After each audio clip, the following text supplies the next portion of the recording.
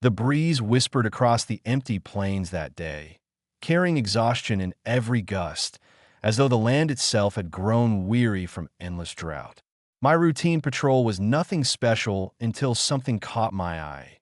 What seemed like a pile of matted fur lying motionless in the path, waiting for scavengers to find it. Then I noticed the slightest movement, a faint tremor of breath, that I stopped dead in my tracks. This wasn't debris. A brown bear lay there, beyond adolescence, but still young, reduced to little more than a skeleton wrapped in hide. Every rib jutted out like prison bars beneath his coat. His backbone formed a cruel ridge along his body. Some primal force kept pushing him to hold himself upright, refusing surrender even as death circled closer. His legs quaked violently with each attempt before giving way, sending him crashing back down that breath caught. Bears had no business being this far from water sources. Everything about this was wrong.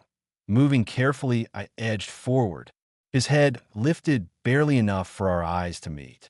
What I saw wasn't aggression or wildness, just pure defeat. The hollow stare of a creature who'd stopped believing rescue was possible. No living being should carry that expression. Every instinct screamed to radio for instructions. The regulations were crystal clear: observe, document, retreat. Animals this compromised were labeled natural casualties. We weren't supposed to interfere unless humans had directly caused the harm. But nothing here was nature taking its course. This landscape had been broken by us. Rivers vanishing earlier each season. Wildlife fleeing. Last month's wildfires consuming half the valley. Farms invading migration corridors. This bear wasn't dying because of nature's cruelty. He was dying because we'd shattered the natural order. My throat tightened as I spoke. Hey, the word barely escaped my lips. Perhaps I needed to hear my own voice. Perhaps the silence felt unbearable that he didn't lash out. No snarl, no defensive strike. Just a slow blink acknowledging my presence while expecting nothing. Not terror, not hope, pure resignation. He tried lifting himself again, muscles straining. His paws slipped sideways, and he toppled over with a muted thump that expelled what little air remained in his lungs. His flanks heaved. I could hear the whistling struggle of each breath fighting through his parched throat. That sound hollowed me out. Kneeling slowly with open palms visible, I let him track every motion. His ears twitched, but his body couldn't summon the strength for anything more. I'd witnessed injured predators suddenly rally for one final defensive strike. This bear had nothing left. I retrieved my collapsible water container and carefully poured some into a shallow dish, each movement deliberate and unhurried. The air turned impossibly still, as if the wind itself was watching. Using a stick, I nudged the bowl closer. His nostrils flared. His breathing quickened slightly, a fragile shift that made my heart jump. He tried crawling toward it, dragging himself forward inch by painful inch. Dust clouds rose beneath his scraping paws, coating his already filthy fur. His limbs trembled like they might snap under the burden of keeping him alive. He collapsed again, but his gaze never left that bowl. "You can do this," I breathed. "Just a bit further." I slid the dish nearer. He attempted another agonizing push forward, lungs rasping, and after several eternal seconds, his tongue touched the water's edge. The first taste was tentative, the second stronger. Then suddenly he was gulping frantically, desperately trying to reclaim the life, bleeding away from him moment by moment. My chest constricted watching him. Seeing such a powerful animal reduced to this devastated me more than I'd anticipated. He lapped until nothing remained, then continued licking the empty metal. I refilled it. He drank again, more deliberately this time, each swallow sounding raw and painful. When he finally raised his head, something in his eyes had shifted, clearer now, maybe holding the faintest spark where emptiness had been before. "That's it," I whispered. "You're still in this fight." I reached for my radio. Protocol demanded I report and withdraw. But looking at him again, I didn't see paperwork or mortality statistics. I saw a being who'd crawled to death's threshold, yet still chose to drink. In that instant, I knew abandoning him meant carrying that guilt forever. Why thumb paused over the radio button. I lowered it. The world could judge me however it wanted. My choice was already made. I would save this bear, regardless of the cost. The gravity of my racing pulse didn't register until silence descended again, a charged, uneasy quiet amplifying every sound. The bear had stopped drinking. His head drooped low, drool mixing with dirt beneath him, but breath still moved through him. Faint, thin, but steady for now. Steadying myself, I whispered, "We're not finished yet." Truth was, I had no strategy. Carrying him was impossible. Sedation could stop his failing heart. Dragging would kill him faster than starvation. The rescue facility sat nearly an hour away on foot, twice that by vehicle across brutal terrain. Calling it in now would bring the response I already knew. Abandon him, log the incident, categorize it as a natural loss. Natural. The word tasted bitter. Nothing about this dying creature reflected natural processes. His body was a record of human failures. Scorched earth, disappearing waterways, vanishing prey, expanding agriculture. We'd caused a starvation.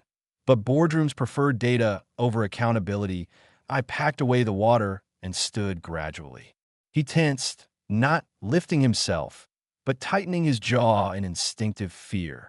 I raised both palms toward him and stepped back once. "It's okay," I murmured. "I'm staying right here." His ears flicked. Then, as though those words drained his final reserves, his head sank to the ground that I grabbed my radio, powered it on, and pressed the button. "Field Vet Moreno here. I've located a severely malnourished brown bear. Advanced starvation, likely dehydration shock. Requesting authorization for emergency intervention." Static crackled. A long pause. Then, negative. "This qualifies as natural mortality. Document and follow standard protocol." My jaw clenched. "Roger." I didn't mean it. I switched the radio off, that a gentle breeze stirred the grass. The bear shivered weakly, tremors rippling down his entire side. Temperature was dropping. Nightfall here could steal body heat faster than hunger, that if he survived until morning, it would defy logic. That I crouched again, slow and steady. "Look at me," I whispered. His eyes opened partially. Those eyes had lost their wildness. They showed only fracture, confusion, exhaustion. And beneath it all, feared. I wasn't authorized to help, but I also couldn't stand by watching this. That I turned to my bag and pulled out the emergency supplies. Limited, inadequate, but better than abandoning him. I mixed electrolytes with glucose paste for energy. The solution caught the fading light. "Come on," I whispered, pushing it closer. "A little more." He tried. His paw shifted half an inch through the dust. Then another inch. His entire frame shook as he attempted crawling. He pushed, collapsed, pushed again.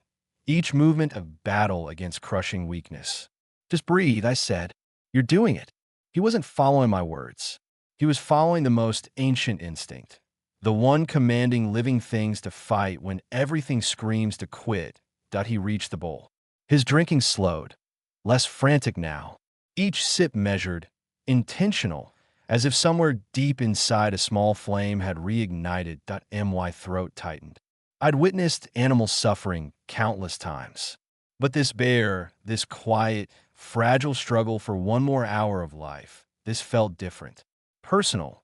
After finishing, his head stayed lowered momentarily. His breathing steadied, his ears relaxed, and then something unexpected occurred. He looked at me. Not past me. Not through me. At me. For the first time since I'd found him, his eyes carried something beyond fear or pain. Something faint, almost unbelievable. Trust. A thin, trembling thread of trust. That's when everything changed. Once an animal gives you that, once they believe you won't harm them, you can never walk away.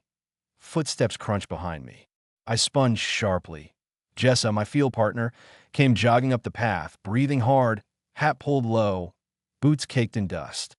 "Got your coordinate ping," she said, stopping beside me. "What are you doing way off route?" Her eyes found the bear. She froze. "Oh my God, I know," I murmured. She stared, taking in the protruding ribs, the trembling limbs, the bowl between us. "Did you call it in?" She asked quietly that I didn't answer. My silence was answer enough. Jessa exhaled slowly, worry creeping into her voice. "You know what happens if they discover you ignored protocol?" "Yes." "Your license, your career, everything you've worked for." "Yes." "You're really willing to risk everything for a bear who might not survive the night." I looked at the dying animal in the dust. His shallow breathing, his sunken frame, his effort, his trust. "I'm not risking anything," I said softly. "I'm choosing this." Jessa swallowed hard. Silence stretched between us, heavy and fragile. Then she nodded. "Okay," she whispered. "What do you need?" Relief punched through me. I hadn't realized how desperately I needed support. "We need to stabilize him," I said carefully, "then find transport." Jess's brow furrowed. "No official vehicle will respond." "I know. So how do we move him?" A breeze swept past, lifting dust around the bear's paws. I looked at the animal who'd somehow decided I was worth trusting.